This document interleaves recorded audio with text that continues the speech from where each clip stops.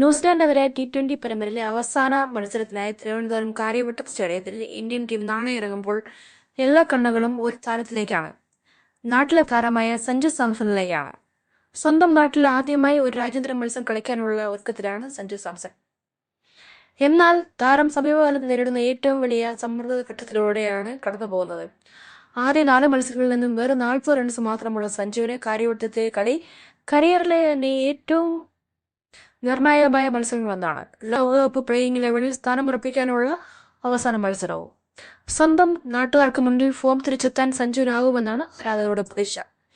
എന്നാൽ അതിനിടെ സഞ്ജുവിനെ വിശ്രമം അനുവദിക്കണമെന്ന ആവശ്യമായി രംഗത്തെത്തുകയാണ് മുൻ ഇന്ത്യൻ താരവും രാജസ്ഥാൻ റോയൽസിന്റെ സഞ്ജുവിന്റെ സഹതാരവുമായ രവിചന്ദ്രൻ അർജുൻ. നല്ലൊരു കളിക്കാരൻ ആണെങ്കിൽ അദ്ദേഹത്തിന് ഈ നിരയിൽ എത്താൻ കഴിയില്ല.